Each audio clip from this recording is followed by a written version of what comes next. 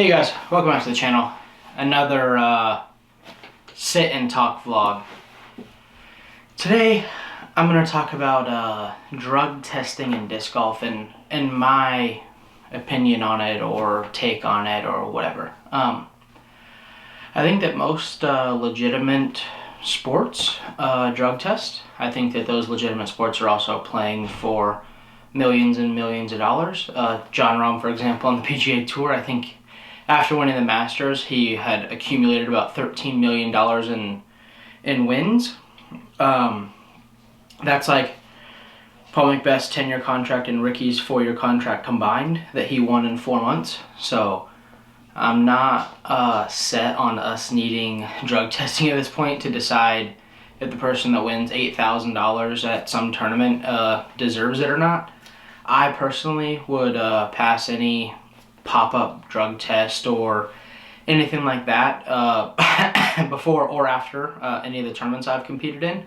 But that's, when you're talking about drug testing, to me, you're talking about everybody. We're not only affecting me, we're not only affecting X, but we're talking and affecting everybody. And I think that, like I said, I'd like to see the disc golf grow as a whole before I see us starting to try to drug test to prove some point maybe or something like that. Like Marshawn Lynch, obviously pretty famous NFL running back, talked about, he used to drink like a shot and a half of Hennessy before every single game. At the end of the day, you could maybe drug test for one thing, but it might not stop someone from doing something else. And I just don't think that in disc golf, from the tournament standpoint, where anyone's really making too much money in order to be told what they can or can't do with their free time. I'm very do what you want. That's my style. If you want to tattoo your forehead, go ahead. If you want to jump off a house into a pool, go ahead. But I think that, telling someone, hey, you got 28th place this week and you got $500, we're going to drug test you.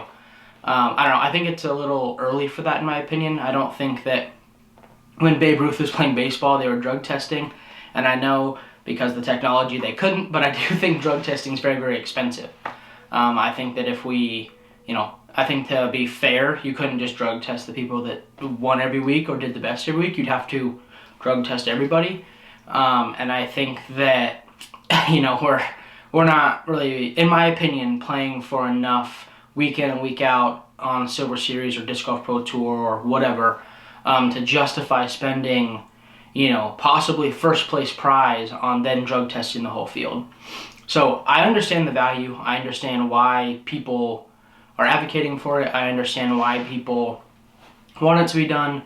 But I think that, just like the Marshawn Lynch thing, say someone can't smoke now, but they can have a few drinks to calm their nerves. Like, I've played on the Pro Tour a long time. There's nicotine rules. I've seen a lot of the top players hitting their nicotine pen while they're playing or using the porta potty as a place to smoke because, you can't smoke at a Pro Tour event. So I don't think that there's stopping people who want to do stuff like that. And I don't think that there's ways in disc golf, like I said, I understand that we want to drug test, but I personally just don't see the value yet until the whole entire thing is scaled up to a point where it's worth, someone just won $80,000, so it's worth paying $8,000 to drug test everybody.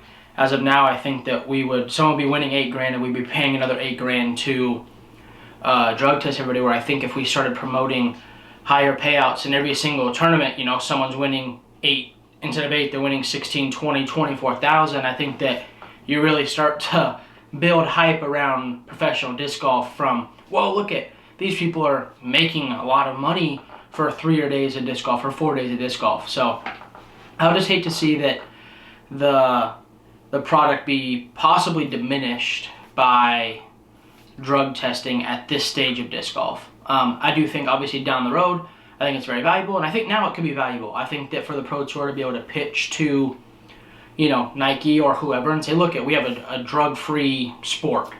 I can see the value in that. And again, I am taking this stance as someone that would pass a drug test tomorrow, that would have no problem playing under those guidelines if they implemented them next week. I'm not saying this as someone that is trying to combat it. I'm just saying from a professional standpoint, someone who's been in the game a long time, we have nicotine and tobacco rules and people break them anyways. And I feel like a lot of us players watch those people do that, but it's like, at what point do we, are you the total bad guy and calling someone out on hitting their pen on a backup? So it kind of puts everybody in their position.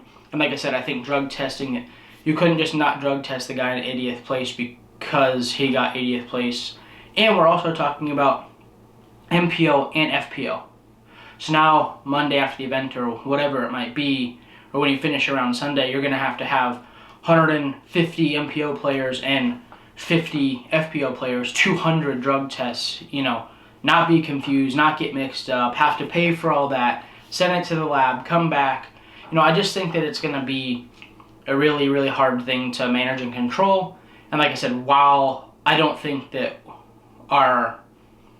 the payouts are even worth drug testing at this point yet. If someone wants to, smoke some weed in their van before they start hole one, at this point, I guess I'm willing to take that disadvantage over hopefully putting the more money into the purses and into the payouts. Because they're still, as big as disc golf is and as big as some of our contracts are, there are still players out there literally living in their car, playing week to week. They have to cash pretty much to get to the next event, even though they do have a tour card and they have all that. So I don't think we're at the point yet where people are living this extravagant lifestyle off of smoking weed and playing disc golf. So I think that we need to, as the sport grows, we can grow the drug side of the game. But, like I said, I've already seen other rules in disc golf be abused and, people be scared to call those rules and stuff like that. So overall, I think that it's a good idea. I think that down the road, it's even a better idea. And this is just my opinion. I love the Pro Tour, everything they've done for us, everything they continue to do. Without them, I don't think a lot of us would be in the position we're in, not only with, financial-wise, but, them buying Jomez, them doing live coverage, them taking these leaps and bounds that, it is very good, especially, Jeff Springs kind of taking over the Pro Tour and made it an incredible experience. Now, I remember when I first went on tour in 2014, it felt sometimes like you were playing in a C tier at our national tour. Now, you could tell the difference between, even a nice A tier and Portland Open. You could feel the difference. The fans are different, the area is different, the warm-up area, the snacks, the drinks, the bathrooms, the amenities. So definitely we're on a pretty good uprise.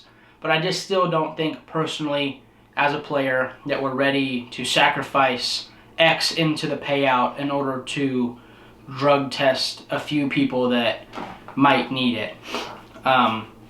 This is my opinion. Thank you guys for watching. Let me know down below what you think.